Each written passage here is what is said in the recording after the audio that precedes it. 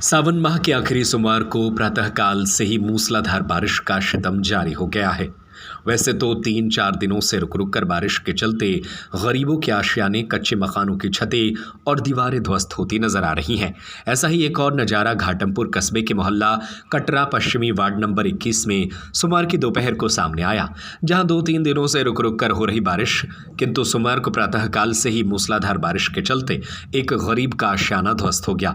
जानकारी के अनुसार शाकिर पुत्र शाबिर कुरैशी घाटमपुर कस्बे के मोहल्ला कटरा पश्चिमी वार्ड नंबर 21 के निवासी है, जो अपने परिवार के साथ मेहनत मजदूरी कर बच्चों का भरण पोषण करते हैं।